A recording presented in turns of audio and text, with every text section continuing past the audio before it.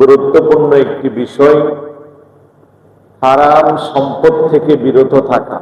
আমরা যে নামাজ পড়ি, রোজা রাখি, ইবাদত বন্দেগী যা কিছু করি, এই সবটুকুন তখনই আল্লাহর দরবারে কবুল হবে যখন আমার রিজিকটা হালাল হবে এবং হালাল পন্থায় আমি রিজিক অন্বেষণ করে আমার শরীরের ভিতরে হালাল রিজিকটা প্রবেশ করি। আল্লাহকে যখন ডাকবো তখনই আল্লাহ আমার ডাক কবুল করবে, আমাদের ইবাদত বন্দেগী আল্লাহ কবুল করবে। হারাম খেয়ে আমরা যতই ইবাদত বন্দেগী করব না কেন, আল্লাহর দরবারে এগুলো কবুল হবে। সূরা নিসার 10 নম্বর আয়াতে যে আল্লাহ সুবহানাহু ওয়া তাআলা ইরশাদ করেন, ইন্নাল্লাযীনা ইয়াকুলুনা আমওয়ালাল ইয়াতামা যুলমান ইন্নামা ইয়াকুলুনা ফী বুতুনিহিম নারা ওয়া সায়াসলাউনা সাঈরা। আল্লাহ বলেন, নিশ্চয়ই যারা এতিমদের ধন সম্পদ অন্যায়ভাবে গ্রাস করে আহার করে, তারা নিঃসন্দেহে তাদের পেটে আগুন বক্ষণ করে এবং অচিরে জ্বলন্ত আগুনে জ্বলবে। নাউযুবিল্লাহ। ইয়াকুলুনা আমওয়ালাল ইয়াতামা যুলমান, অন্যায়ভাবে যারা এতিমের সম্পদ গ্রাস করে আহার করে, ইন্নামা ইয়াকুলুনা ফী বুতুনিহিম নারা, নিঃসন্দেহে তাদের পেটে তারা আগুন বক্ষণ করেছে। এবং তারা জ্বলন্ত আগুনে এইভাবে জ্বলতেই থাকবে। এইভাবে হারাম বক্ষণের ব্যাপারে কোরআনে অনেকগুলো আয়াতি আল্লাহ পাক নাযিল করেছে। অন্যত্র বলেন, ইয়া আইয়ুহাল্লাযীনা আমানু লা তাকুলু আমওয়ালাকুম বাইনাকুম বিল বাতিল ইল্লা আন তাকুনা তিজারাতান আন তারাদিন মিনকুম ওয়া লা তাকতুলু আনফুসাকুম ইন্নাল্লাহা কানা বিকুম রহিমা। ও ঈমানদারেরা, লা তাকুলু আমওয়ালাকুম বাইনাকুম বিল বাতিল, তোমরা একে অপরের সম্পদকে অন্যায়ভাবে ভক্ষণ করিও না। অবৈধ পন্থায় জোর জবরদস্তি করে, শক্তি প্রয়োগ করে, আধিপত্য বিরাজ করে একে অপরের সম্পদকে অন্যায়ভাবে গ্রাস করিও না। ইল্লা আন তাকুনা তিজারাতান আন তারাদিন মিনকুম, তোমাদের নিজেদের মধ্যে যদি একে অপরের মধ্যে সন্তুষ্ট চিত্তে, সন্তুষ্টতার ভিত্তিতে তোমরা কিছু করো, তো সেটা হলো বৈধ, এটাতে কোনো সমস্যা নাই। ওয়ালা তাকতুলু আনফুসাকুম, আর নিজেদেরকে হত্যা করিও না। ইন্নাল্লাহা কানা বিকুম রহিমা, নিশ্চয়ই আল্লাহ তোমাদের ব্যাপারে বড় দয়াবান।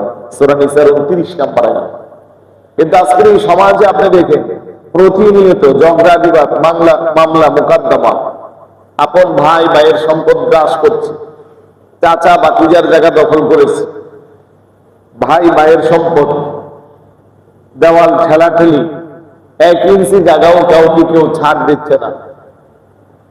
মানে মামলায় যান, আদালতে যান, অনেক ফাইল দেখবেন অল্প সম্পদের জন্য। এই যে একটা অবস্থা, একটি বারের জন্য আমাদের মাথার মধ্যে এই চিন্তাটা আসে না যে পৃথিবীটা ক্ষণস্থায়ী, আজ আছি তো আগামীকাল এই সময় থাকবো কি থাকবো না তার কোনো গ্যারান্টি নাই। কি করে আমার সম্পদ, আমার আধিপত্য, আমার আমিত্ব, আমার পাওয়ার, আমার জনপ্রিয়তা আরো বেশি বৃদ্ধি করা যায় অন্যায় পন্থায়, সেই প্রতিযোগিতা আজ আমরা বড় ব্যস্ত হয়ে আছি। একটা মানুষ চলার জন্য, সম্মান নিয়ে সমাজে বাঁচার জন্য কতটুকু পরিমাণ সম্পদের প্রয়োজন, মোটামুটি সেই ব্যাপারে আমার চেয়ে আপনাদেরও ভালো ধারণা আছে। কিন্তু দেখেন, শুনতে খারাপ লাগলে অনেকের সাথে মিশেও যেতে পারে, বিষয়গুলো মিলেও যেতে পারে, কিন্তু আল্লাহ স্পষ্ট এগুলো 1000 বছর আগে আমাদেরকে ফায়সালা করে গেছে। আজকে এই বিষয়ে কথা বলার উদ্দেশ্য হলো, গত জমায় আমি হজের ব্যাপারে কথা বলেছি। আমাদের একটা হজ সেমিনারে ভাই প্রশ্ন করেছে যে ওই ব্যাপারে কিছু বলেন, যে হজ করতে যাবে কিন্তু যদি ভাই বেড়াজন আত্মীয় স্বজনের হক ওনার জিম্মায় থাকে তাহলে ওনার হজের ব্যাপারে কি সিদ্ধান্ত? ওই প্রশ্নের আলোকে আমি তখনই মাইন্ডে সেট আপ দিয়েছিলাম যে অন্যের হক প্লাস পাশাপাশি হালাল উপার্জন, হারামের অশুভ পরিণতি, এগুলো নিয়ে আগামী জমায় কথা বলবো। আমি আপনারা জানেন যে সমসাময়িক বিষয়গুলা যেগুলো আমাদের খুব বেশি প্রয়োজন, আমি চেষ্টা করি কথা বলতে। তো এই যে আমরা এখন হজে যাচ্ছি, হজের মৌসুম, অনেকে যাচ্ছেন, আরেকজনের টাকা আত্মসাৎ করে, বোনের সম্পর্কের বাঘ থেকে বোনকে বিচ্ছিন্ন করে, ভাইয়ের সম্পদ গ্রাস করে, অন্যায়ভাবে জায়গা দখল করে বিক্রি করে আমি বছরে 100 বার উমরা করব, প্রতি বছর হজে যাব, এই হজ কি আল্লাহর দরবারে কবুল হবে? এটা আওয়াজ দিয়ে বলেন হবে? এই জন্য এই কথাগুলো বলা, লা তাকুলু আমওয়ালাকুম বাইনাকুম বিল বাতিল, অন্যায়ভাবে জবরদস্তি করে আপনি আরেকজনের হক নষ্ট করতে পারেন না, গ্রাস করতে পারেন না। যদি করেন তার পরিণাম কি? এগুলো সামনে হাদিস আসবে কতগুলো। আল্লাহ বলেন ওমা কানা লিনাবিয়্যিন আইয়াগুল্লা ওমা ইয়াগুলু ইয়াতি বিমা গাল্লা ইয়াওমাল কিয়ামা সুম্মা তুওয়াফা কুল্লু নাফসিন মা কাসাবাত ওয়া হুম লা ইউযলামুন। কোন নবীর প্রতি ধারণা হতে পারে না যে তিনি কোনো কিছু অন্যায়ভাবে গোপন করে রাখবেন, আর যে ব্যক্তি কোনো কিছু গোপন করে রাখবে সে কিয়ামতের দিন সেই গোপন বস্তু নিয়ে উপস্থিত হবে। অতঃপর প্রত্যেককে তার উপার্জন পূর্ণ মাত্রা দেওয়া হবে, তাদের প্রতি কোনোভাবে কোনো অন্যায় করা হবে না। এই দুনিয়াতে আমি আপনার কাছে গোপন করতে পারবো, আপনি আমার কাছে গোপন করতে পারবেন, সন্তান বাবার কাছে গোপন করতে পারে, বাবাও সন্তানের কাছে গোপন করতে পারে, কিন্তু আমার আল্লাহর আদালতে কোনো কিছু গোপন করার কোনো সুযোগ নাই। সুবহানাল্লাহ। আল্লাহ কইয়া আলামুস সিররা ওয়া আখফা, বান্দা তুই প্রকাশ্যে গোপনে যা কিছু করিস, ইন্নাহু আলিমুম বিযাতিস সুদূর, তোর অন্তরের খবর আমি খতিব, আমি ইমাম, মনে কি কল্পনা জল্পনা আমার পিছনের মুসল্লি জানে না। আমার মুসল্লি ভাইয়ের মনের কি কল্পনা জল্পনা ডানের জন্য জানে না, বামের জন্য জানে না, কিন্তু এগুলো সব কিছু মনে কল্পনা জল্পনা আসার আগে যিনি জানেন তিনি কে? আর একটু শুনে বলুন নাকি? নিকশ কালো আদার, খুব অমাবস্যা রজনী, বিশাল বড় পাহাড়, ওই পাহাড়ের উপরে একটা কালো কুচকুচে পাথর, ওই পাথরের মাঝখান দিয়ে নির্জন গভীর রজনীতে ছোট্ট একটা পিপিলিকা হেঁটে যায়, যেটা দেখার পৃথিবীর কোন যন্ত্র, কোন দূরবীন, কোন অনবীক্ষ কোনো কিছু আবিষ্কার হয় নাই। কিন্তু আমার আল্লাহর কুদরতি চক্ষু থেকে ছোট্ট পিপিলিকাটা হেঁটে যাওয়াটাও গোপন রাখতে পারে না। সুবহানাল্লাহ বলুন না? সে আল্লাহ সব কিছু দেখে। তাহলে আমার সম্পদ কিভাবে আমি উপার্জন করলাম, কাকে মারলাম, কাকে গ্রাস করলাম, আমি কেউ প্রকাশ্যে মেরে, কেউ কলমের গোথা দিয়া সিস্টেমে মারে, কেউ সিস্টেম করে অনেক কিছু করে, উপরে সাধু, খুব ফিটফাট, পাগড়ি জুব্বা, আবা খাবা নামাজ, সবকিছু ঠিক আছে, কিন্তু আমার আল্লাহর আদালতে কোনো কিছু গোপন রাখার কোনো সুযোগ নাই, সবকিছু আমার আল্লাহর কাছে স্পষ্ট। এবার আসুন কিছু হাদিস। আন আবি হুরায়রা রাদিয়াল্লাহু তাআলা عن النبي صلى الله عليه وسلم يأتي على الناس زمان, মানুষের কাছে এমন একটা সময় আসবে, লা ইউবালিল মারউ মা আখাযা মিনহু আমিনা মিনাল হালালি আম মিনাল হারাম। বুখারী শরীফের হাদিস।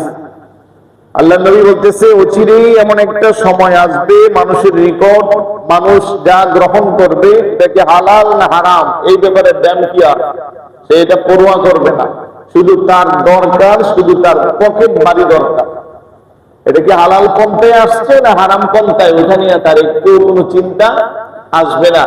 অথচ আজ থেকে 20-30-40 বছর আগে যারা সমাজে মুরব্বী ছিল, দেখেন মানে খুব বেঁচে বেঁচে তারা চলত। মানে বেনামাজির হাতের এক গ্লাস পানি দিলে, অনেক মুরব্বী পানি দিলে কোথাও বেড়াতে গেলে জিজ্ঞেস করতো পানিটা কে দিয়েছে, উনি কি নামাজ ঠিকভাবে আদায় করে কিনা। সামাজিক ভাবে কাউকে দাওয়াত দিলে আগে তাকে নিয়ে গবেষণা করতো, তার বাড়িতে যে দাওয়াত খেতে যাব এটা কি হালাল আছে না হারাম আছে। সামাজিক ভাবে অন্যায়কে তারা প্রতিরোধ করত। কোন মানুষ যদি এলাকায় সুদী মানুষ হিসেবে পরিচিত হতো, তার বাড়িতে কেউ দাওয়াত খেতে যেত না। তার ছেলের বিয়া, মেয়ের বিয়াতে দাওয়াত দিলে সবাই টেকনিক্যালি অ্যাভয়েড করতো। সে বড় আয়োজন করত, কিন্তু তার পুরো আয়োজন ওই জায়গায় রয়ে গেল, মানুষ যাচ্ছে না। কেন? কারণ কি? বিকালবেলা কানা পোষা করে মানুষের তার কানে আবার আসতো যে তুমি যে সুদ খাও এটা সবাই জেনে গেছে, এই জন্য তোমার বাড়িতে কেউ দাওয়াত খেতে আসে নাই। তো আস্তেই করে সে সেই অন্যায় থেকে ফেরত আসতো যে আহারে এই সমাজে তো আমার কোনো ভ্যালু নাই। আমাদের পাশের এলাকায় একটা আলিম মাদ্রাসা আছে, এখনো এটা আলিম, অনেক পুরানো মাদ্রাসা। এই মাদ্রাসায় একজন হুজুর ছিল, আমরা মুরব্বীদের কাছে গল্প শুনেছি। তো এলাকার খুব নামি দামি একজন মদখোর ছিল, যে খুব বেশি মানে মদ পান করে মাঝে মধ্যে রাস্তার পাশে পড়ে থাকে। এখন সে মারা যাওয়ার পরে যখন নামাজে জানাজার জন্য মাদ্রাসার মাঠে আনছে, হুজুর মাইক দিয়ে ঘোষণা করছে যে আমি তার জানাজা পড়ব না এবং কাউকে তার জানাজা পড়াইতেও দিব না। কারণ সে বেনামাজি, সে প্রকাশ্যে শরাব পান করত, তার মদ খাওয়াটা এলাকার সবাই জানে। সুতরাং মদখোর ব্যক্তির নামাজে জানাজা অন্তত আমার এলাকায় হতে দিব না। পুরাপুরি এক দেড় দিন তার লাশ ছিল পচার অবস্থা। তারপরে নাকি এক এক মসজিদে মুসল্লি আর জায়গা দিতে পারতো না। মানে সবার ভিতরে একটা ভয় ঢুকে গেছে যে আহারে নামাজ না পড়লে তো হুজুর আমাদের শেষ বিদায়ের নামাজে জানাজাও পড়বে না। কথার কথা আমি অভিজ্ঞতা শেয়ার করলাম। এই যে আগে একটা সামাজিক ভাবে অন্যায়কে বয়কট করা হতো, কিছু মনে করবেন না, কোনো কারণে যদি কারো বাড়িতে জেনা সংঘটিত হয়েছে, এলাকার সবাই মিললে ওই মানুষের মাথা নেড়া করে দিয়েছে, 100টা দুর্গা মেরেছে, সমাজ থেকে তাকে বয়কট করেছে। কিছুদিন আগেও আমি একটা বিচার দেখেছি, চুরি করেছিল, চুরির সালিশি হিসাবে তাকে এলাকা থেকে উঠাইয়া দেওয়া হয়েছে গ্রামের সবাই মিললে। তো এই অন্যায়ের গুণা যদি আমরা যার যার অবস্থান থেকে সামাজিক ভাবে যদি বয়কট করতাম, তাহলে অনেক অংশে আমাদের সমাজে অন্যায় কমে যেত। কিন্তু আমরা তো সেগুলো পারছি না। আমাদেরকে দাওয়াত দিলে এখন দাওয়াত খুব ভিআইপি, খাবারের আইটেম অনেক বেশি, ওনারা ইনকাম কি হালাল না হারাম, এগুলো কি সুদের না ঘুষের না অবৈধ না চুরি ডাকাতি, এগুলো দেখার টাইম না। এখন আমরা সবাই ছুটে যাচ্ছি। এই কথাটাই রাসূলুল্লাহ বলে গেছেন ১৫০০ বছর আগে, এমন একটা সময় আসবে মানুষের মাঝে লা ইয়াবালিল মারউ মা আখাযা মিনহু আমিনাল হালালি আম মিনাল হারাম। মানুষের কাছে দিলেই সেটা গ্রহণ করবে, এটা হালাল না হারাম সেই দিকে তার তাকানোর সুযোগ থাকবে না। এখন দেখেন ওই সময়টাই আমাদের কাছে চলতেছে। কথাগুলো আমরা আত্মসমালোচনামূলক, আমি আপনি আমরা সবাই জড়িত, কেউ আবার রাগ করবে। আন আবি সাঈদ ইবনে যায়েদ রাদিয়াল্লাহু তাআলা قال سمعت النبي صلى الله عليه وسلم يقول من أخذ شبرا من الأرض ظلما فإنه يطبقه يوم القيامة من 7 أرضين। সহিহ হাদিস, বুখারী এবং মুসলিম শরীফের মধ্যে হাদিসটা স্থান পেয়েছে। হযরত আবু সাঈদ ইবনে যায়েদ রাদিয়াল্লাহু তাআলা আনহু থেকে বর্ণিত, রাসূলুল্লাহ সাল্লাল্লাহু আলাইহি ওয়াসাল্লাম ইরশাদ করেন, যে ব্যক্তি অন্যায়ভাবে 1 বিঘত জমি পরিমাণ জমি গ্রহণ করবে। কিভাবে? অন্যায়ভাবে 1 বিঘত জমি অন্যায়ভাবে যে গ্রাস করবে, শিবরাম মিনাল আরদি যুলমান ফাইন্নাহু ইউতাবিকুহু ইয়াওমাল কিয়ামাতি মিন 7 আরদিন। কিয়ামতের দিন তাকে 7 পৃথিবী সমান তার গলায় বেড়ি বানিয়ে ঝুলিয়ে দেওয়া হবে। বড় করে বলি নাউযুবিল্লাহ। আপনি ভাবতেছেন অন্যায়ভাবে 1 বিঘত জমি দখল করে সমাজে বড়লোক হয়ে গেলেন, পয়সাওয়ালা হয়ে গেলেন, বিল্ডিং এর মালিক হলেন, বা যার থেকে দখল করছেন তার ক্ষমতা নাই, পাওয়ার নাই, জনবল নাই, শক্তি নাই, মামলা মোকদ্দমা আসতে পারবে না, আপনি ছেদ দিয়া তারে চুপ করে রাখবেন। কিন্তু আল্লাহর নবীর হাদিস বলতেছে কোনো সমস্যা নাই, এই জমির লোক তোমাকে হাসরের ময়দানে কিয়ামতের দিনে 7 আসমান সমান এই জমি হবে এবং সেটা তখন তোমার গলার মধ্যে ঝুলাইয়া দিবে। নাউযুবিল্লাহ বলবেন না? একটু চিন্তা করেন তো, এটা কি আপনাকে পুরস্কার দিবে নাকি আপনাকে আযাব দিতে আছে? এটা কঠিন হুঙ্কার, ভয়ঙ্কর ভাবে আপনাকে মেসেজ দেওয়া হলো যে তুমি অন্যায় ভাবে মাত্র দখল করবা 1 বিঘত, আর তোমার 7 আসমান সমান জমি তোমার গলার মধ্যে লটকাইয়া দিবে। নাউযুবিল্লাহি মিন যালিক। তাহলে কেন আপনি অন্যায় ভাবে আরেকজনের সম্পদ গ্রাস করতে যাবেন? কেন আপনি এটা করবেন? আপনি ভাবছেন দুনিয়াতে পার পেয়ে যাবেন, কিন্তু আমার আল্লাহর আদালত বড় মারাত্মক বিষয়। আমরা মাঝে মধ্যে কিছু মানুষের জন্য হাত উঠাইয়া বদদুয়া করলেও বদদুয়া লাগে না, আর কিছু মানুষের নিঃশ্বাসটা অ্যাটম বোমের মতো আল্লাহর আরশ আজিমে যায় আপনার বিরুদ্ধে নালিশ করে। এরকম মজলুম যারা সমাজে আছে, যারা তাদের উপরে জুলুম করেন, আপনি কি ভাবছেন আপনি সমাজে ভালো অবস্থানে ভালো প্রেক্ষিতে আছেন? এমন দেখা যায় অনেক সময় কথার কথা কারোর সাথে মিলে গেলে রাগ করবেন না। গ্রামেগঞ্জে দেখা যায় একটু ঝগড়া লাগছে, পাশের বাড়ির বাইরের রাস্তাটা একটু করে বন্ধ করে দিল। এখন উনি হেঁটে গেলে মেন রাস্তায় উঠতে লাগে 30 সেকেন্ড, আর উনি বন্ধ করার কারণে এখন ঘুরে আসতে হয় আরো 5 মিনিট। কিছুদিন আগে ভাইরাল হয়েছে, দেখছেন আপনারা, মৃত লাশকে বাঁশের সাঁকো দিয়া পার করাইছে, কারণ ওই ভাইয়ের বাড়ির উপর দিয়া লাশ নিতে দিবে না। নাউযুবিল্লাহ বলবেন না? দেখছেন অনেকে হইতো, আমি দেখছি এই জন্য বলতেছি। অর্থাৎ একজনের বাড়ির উপর দা রাস্তায় নিতে সময় লাগবে হয়তো 1 মিনিট বা 2 মিনিট, ওনার বাড়ির উপর দা লাশটাও নিতে দিবে না, যার কারণে ওরা পারাপার হওয়ার জন্য বাঁশের সাঁকো আছে খালের উপরে, ওই খাল দিয়া 4 জনে মিল্লা লাশের পালনটা যখন নিচ্ছে, ওই ভিডিওটা দেখে আমার মনে সবার চোখ দিয়ে পানি আসছে যে আজ মানবতা কোথায়? আমরা সৃষ্টির সেরা আশরাফুল মাখলুকাত, আমরা এতটা নিচে নেমে গেলাম। অন্তত একটা মৃত লাশকেও আমার বাড়ির উপর দিয়ে নেওয়ার জন্য আমি দিলাম না। এই বাড়ি, এই জমি, এই জায়গা, এই সবকিছু আমি কি কবরে নিয়ে যাব? আমিও তো কালকে লাশ হতে পারি, 1 ঘন্টা পরে আমিও লাশ হতে পারি। তাহলে কিসের আমাদের এত অহংকার, কিসের বাহাদুরি, আর কিসের এই সম্পদের পারাপারি আমার বুঝে আসে? এতটাই আমরা নিচে নেমে গেছি। অথচ এই ভাই যদি আমার বাড়ির উপর দিয়ে হেঁটে যায়, এমন না যে আমার বাড়ির মাটি দেবে যাবে, যে আমার সম্পদ আরেক দিকে চলে যাবে। আমি একটু ঝগড়া করে, আমার ক্ষমতা আছে, পাওয়ার আছে, কাঁটা তারের দ্বারা দিয়ে আটকে দিলাম, বেচারা গরিব মানুষ অনেক দূর দিয়ে হেঁটে হেঁটে আসতে হয়। মনে করেন একটা 20 কেজির বস্তা নিয়ে আসতে লাগলো 30 সেকেন্ড, এখন আমার কারণে এখন ওই দিক দিয়ে মালয়েশিয়ার মাজার দিয়ে ঘুরে এখানে আসে।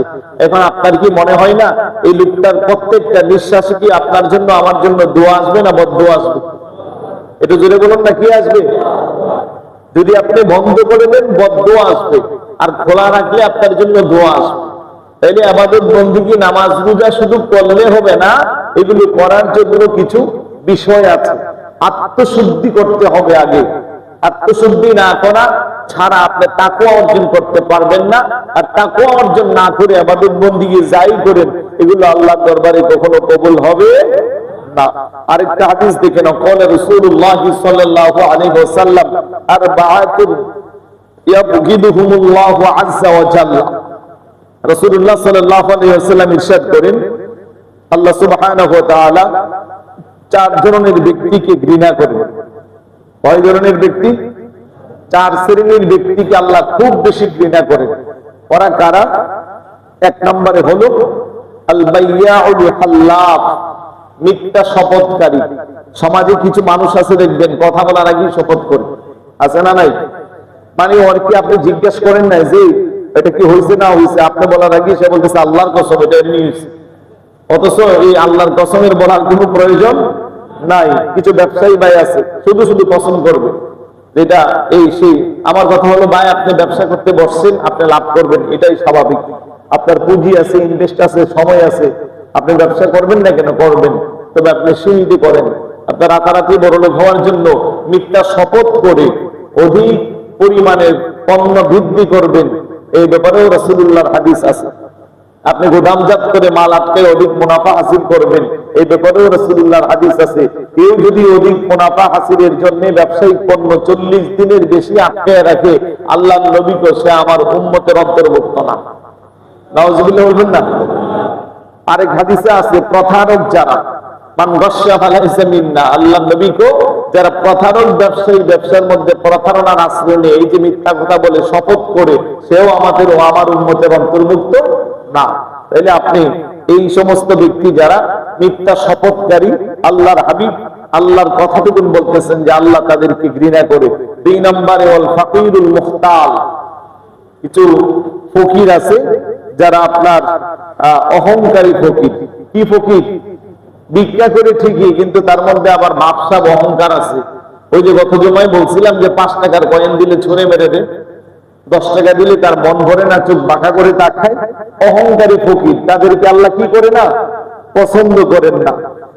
তারপরে 3 নম্বরে হলো শাইখুল জানি, বৃদ্ধ বয়সে যারা জেনার মধ্যে লিপ্ত হয়, বড় করে বলি নাউজুবিল্লাহ, তাদেরকে আল্লাহ পাক চরম ঘৃণা করে, তাদেরকে আল্লাহ খুব বেশি ঘৃণা করে। এগুলোর ব্যাখ্যায় আমি যাচ্ছি না। 4 নম্বরে হলো ইমামুল জাইর, অত্যাচারী নেতা, অত্যাচারী শাসক, অত্যাচারী নেতা। উনি সমাজের নেতা, কিন্তু তার কাজই হলো মানুষকে অত্যাচার করা। তার অত্যাচারে মানুষ জর্জরিত আছে না নাই? সামনে গেলে সালাম দেয়, পিছনে গেলে 3টা গালি দেয়। এরকম চরিত্রের মানুষও সমাজে আছে। এরকম যারা হবে আল্লাহর হাবিব বলে, তাদের প্রতি আল্লাহ সুবহানাহু ওয়া তাআলা খুব বেশি তাদেরকে ঘৃণা করেন। কোনোভাবেই তাদের প্রতি আমার আল্লাহর কোনো দয়া মায়া থাকে না। বড় করে বলি নাউজুবিল্লাহ। আচ্ছা, তারপরে দেখেন অধিক লাভের জন্য এই সমাজে আমরা অনেকে এখন বেছে নিচ্ছি সুদের ব্যবসাকে।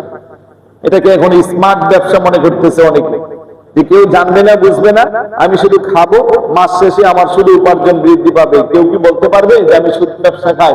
কিন্তু না। আন জাবির রাদিয়াল্লাহু তাআলা আনহু قال لعن رسول الله صلى الله عليه وسلم آكل الربا وموكله وكاتبه وشاهديه وقال هم سواء। বড় করে বলি না নাউজুবিল্লাহ। আল্লাহ রাসূলুল্লাহ সাল্লাল্লাহু আলাইহি ওয়াসাল্লাম ইরশাদ করেন, যারা সুদ খায়, যারা সুদ দেয় এবং ওয়ের মধ্যে যারা সাক্ষী হিসেবে কাজ করে এবং যিনি লিপিবদ্ধ করে, এই 4 শ্রেণীর ব্যক্তির কথা বলে বলেন তাদের উপরে আল্লাহর লানত, এবং তারা সবাই একই পাপের পাপী, একই গুনার বাগী। বড় করে বলি নাউজুবিল্লাহ। তাহলে এখন আপনি ভাবতেছেন আমি যেহেতু হজ করে আসছি, প্রতিবেরাত এলাকায় ভালো অবস্থানে আছি, সবাই আমার খুব ভালো জানে, আমি তো এলাকায় এখন আর সুদ টুদ খেতে পারবো না। 10 লক্ষ টাকা মেয়ে বিবাহ দিয়েছে হাটাজারি, মেয়ের জামাইকে দিয়া বললো যে টাকাটা একটু লাড়াছাড়া দিয়ে বাড়াইয়া দিয়ে, সোজা কথা আর কি। এখন মেয়ের জামাই লাগাই দিল, মাসে 1 লক্ষ টাকা দিলে 10,000 15,000, এক এক এলাকায় এক একটা রেট থাকে। এখন মাসের 4-5 তারিখ উনি আবার মেয়ের বাড়িতে যায় ঘন ঘন টাকা ওই লভ্যাংশটা বুঝে আসার জন্য। এরকম স্মার্ট সুদ ব্যবসায়ী এখন আমাদের সমাজে। রাগ করতেছেন আপনারা? একটা কথাও আমি অযথা বলছি না, এবং প্রত্যেকটা কথাই আপনি খুঁজলে পাবেন আমাদের মাঝে। আমি সংশোধনের জন্য বলছি। এখন আপনি ভাবতেছেন যে সমাজের সবাই জানে আমি 5 ওয়াক্ত নামাজ পড়ি, আমি খুব ভালো, কিন্তু আপনি যে ভিতরে ভিতরে সুদের কারবার করেন, এটা সমাজের মানুষ না জানতে পারে, কিন্তু আমার আল্লাহ জানে কি জানে না? আরেকটু জোরে বলুন, জানেন। এই যে আপনি সুদ প্রথার সাথে সম্পৃক্ত হলেন, এখন আপনি যতই নামাজ পড়েন, রোজা রাখেন, হজ করেন, যাকাত দেন, যা কিছু করেন, আপনার কি মনে হয় যেগুলো আল্লাহর দরবারে কবুল হবে? হবে না। কেন হবে না? সামনে আরেকটা হাদিস বললে আপনারা চমৎকার করে বুঝতে পারবেন। আল্লাহর হাবিব সাল্লাল্লাহু আলাইহি ওয়াসাল্লাম ইরশাদ করেন, লা ইয়াদখুলুল জান্নাতা লাহমুন নাবাতা মিনাস সুহতি ওয়া কুল্লু লাহমিন নাবাতা মিনাস সুহতি কানাতিন নারু আওলা বিহি। আল্লাহু আকবার। লা ইয়াদখুলুল জান্নাতা লাহমুন নাবাতা মিনাস সুহতি। আল্লাহর নবী বলেন, শরীরের যে গোশত হারাম উপার্জন দ্বারা উৎপন্ন হয়েছে তা কোনদিন আল্লাহর জান্নাতে প্রবেশ করবে। তার জন্য অধিক উপযুক্ত স্থান, ওই স্থানের নাম হলো জাহান্নামের আগুন। বলে আপনি কেন এটা বললেন? এই যে আপনি স্মার্ট ব্যবসা করে টাকাটা আনলেন, ওই লভ্যাংশের টাকা পেয়ে আপনি চলে গেলেন সরাসরি বদ্দারহাট বাজারে, এবার ওইখান থেকে গলদা চিংড়ি, তারপরে সামুদ্রিক বড় বড় কোরাল মাছ, রূপচারা, গরুর কলিজা ব্যাগ পুরাইয়া বাজার করে আনলেন, ঘরে রান্না করলো, খুব সুস্বাদু করে খাবারটা খাইলাম। ঘরে তো আবার এসিও আছে, গরম নাই, গাড়িতেও এসি, অফিসেও এসি, উপার্জন সব 2 নম্বর। বাস এই চমৎকার রান্না বান্না খাওয়ার পরে শরীরে রক্ত উৎপন্ন হবে, সেখান থেকে গোস্তের টুকরা হবে, ওইখান থেকে শরীরটা একটু মোটা তাজা হবে। আল্লাহ নবীকে কানাতিন নারু আওলা বিহি, এই মোটা তাজা, এই অধিক স্বাস্থ্যবান সুস্বাস্থ্যবান শরীরের জন্য অধিক উপযুক্ত স্থান, তার নাম হলো জাহান্নামের আগুন। একটু কি নাউজুবিল্লাহ বলা যাবে না? আর একটু জোরে বলি না নাউজুবিল্লাহ? এই হাদিসগুলো রাসূলের হাদিস, এগুলো আপনাদেরকে আমার শোনানো দরকার আছে না নাই?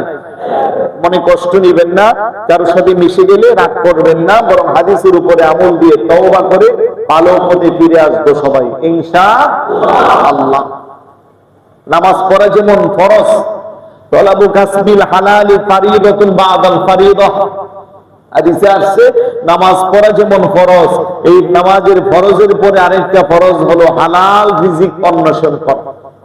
হালাল রিজিক অন্বেষণে যে কি পরিমাণের বরকত, হালাল রিজিক অন্বেষণে যে কি পরিমাণের শান্তি, আপনি কল্পনাও করতে পারবেন না। হালাল রিজিক দিয়া যারা পুরা মাস আলুর ভর্তা ডাল খায়, সবজি খায়, মাছ গোস্ত চোখে দেখে না, ফিজিক্যালি বলেন মেন্টালি বলেন, এদের যে শান্তি, আর আরেকজন হারাম উপার্জন করে প্রতিবেলায় মাংস মাছ কুরমা পোলাও খাচ্ছে, তার কিন্তু তত শান্তি নাই। তো এই জন্য খুব ভালোভাবে এই কথাগুলো আমাদেরকে খেয়াল রাখতে হবে। নামাজ শুধু পড়লেই হবে না। তারপরে দেখেন আল্লাহ নবীর আরেকটা হাদিস, আর রাশি লানা রাসূলুল্লাহ সাল্লাল্লাহু আলাইহি ওয়াসাল্লাম আর রাশি ওয়াল মুরতাশি, আরেক হাদিসে আছে আর রাশি ওয়াল মুরতাশি কালাহুমা ফিন্নার, যারা সুদ খায় আর যারা সুদ দেয়। কিছুদিন আগে একটা ভিডিও ভাইরাল হয়েছে, ভাই এগুলো এখন সামাজিক ভাবে সব এমনি আমাদের কাছে চলে আসছে। মানে এক সামাজিক সর্দার বা মাতাব্বর, উনি সালিশি করেন, ওনাকে ফোন দিয়েছে, উনি বলতেছে যে আমার সাথে যারা যাবে এমনি এমনি এইরকম করে একটা অ্যামাউন্ট বলেছে, আমার বিকাশে পাঠিয়ে দাও, তাহলে রাইটে তোমার পক্ষে চলে আসবে। ওই লোক বলতেছে এত টাকা দিতে পারবো না, এত দিলে হয় না, ও না দেওয়া যাবে না। তো বলতেছে না, তাইলে আমি আপনার দ্বারা সম্ভব না। তো এ আবার খ্যাত দিচ্ছে যে তুই কি ভাবছিস, আমার কানে যেহেতু কথাটা চলে আসছে, এখন আমাকে ছাড়া কি তুই এটার মিটপাট করতে পারবি? এই দেশে কোন ব্যাটা আছে তোর এইটা মিটপাট করে দিবি? নাউজুবিল্লাহ বলবেন না? এই যে একটা অবস্থা, অথচ দেখেন এখানে যেমন করে এই ন্যায়পরায়ণ অন্যায়ভাবে যারা শাসন ব্যবস্থা করে তাদের বিরুদ্ধে যে এরকম কথা আছে, আবার আরেকটা হাদিস আছে না, 7 শ্রেণীর ব্যক্তিকে আল্লাহ সুবহানাহু ওয়া তাআলা হাশরের ময়দানে আরশ আজিমের নিচে স্থান দিবে। তার মধ্যে এক শ্রেণীর ব্যক্তি আছে ইমামুন আদিলুন, ন্যায়পরায়ণ শাসক। বড় করে বলি সুবহানাল্লাহ। তাইলে আমি এই জন্য বলি, আমরা যে পেশার মধ্যে আছি, আমরা যদি এটাকে পরকালের পাপী হিসেবে নেই, এই যে ব্যবসায়ীর কথা বললাম, যে আপনারা যারা সৎভাবে ব্যবসা করবে তাদের ব্যাপারে আল্লাহ নবী কি বলে, আত-তাজিরু সুদুকুল আমিন মান নাবিয়্যিন ওয়াস সিদ্দিকিন ওয়াস শুহাদাই ওয়াস সালিহিন। সুবহানাল্লাহ বলবেন না? যে সত্যিকারের আমানতদার ব্যবসায়ী যারা, তাদের হাসল নাসর হবে নবী যারা, সিদ্দিক যারা, শহীদ যারা, আল্লাহর ওলি যারা, তাদের সাথে মারহাবা বলবেন না? আবার যারা অসাধু ব্যবসা, তাদের কথাও বলা আছে। তাহলে ন্যায়পরায়ণ শাসক যে, উনিও থাকবে আল্লাহর আরশ আজিমের ছায়ার নিচে। আর অন্যায়ভাবে যারা শাসন ব্যবস্থা চালাবে, তাদের অবস্থার কথাও বলা হচ্ছে যে তারা জাহান্নাম ছাড়া তাদের কোনো রাস্তা থাকবে না। তাহলে এই যে সমাজে সুদ প্রথা, ঘুষ প্রথা, অন্যায়ভাবে এগুলো আমাদেরকে বন্ধ করতে হবে, এই রাস্তা থেকে আমাদেরকে ফেরত আসতে হবে। আমরা যতই ইবাদত বন্দেগী করব, লা তুকবালু সালাতুন বিগাইরি তুহুরিন ওয়ালা সাদাকাতুন মিন গুলুলিন। কি চমৎকার হাদিস! আল্লাহর হাবিব সাল্লাল্লাহু আলাইহি ওয়াসাল্লাম ইরশাদ করতেছেন, পবিত্রতা ব্যতীত নামাজ কবুল করা হয় না, অবৈধ সম্পদের কোন দান আল্লাহর দরবারে কবুল হয় না। অবৈধ উপার্জন করে নিজে নিজে ফতোয়া দেয়, 10 লাখ ঘুষ খামো, 8 লাখ দান করবো প্রয়োজনে, তারপরেও আমার ঘুষ বন্ধ করবো না। কিন্তু আল্লাহ তো আপনার এই দান কবুল করবে না, বরং আপনি পাপী হিসেবেই সাব্যস্ত হবেন।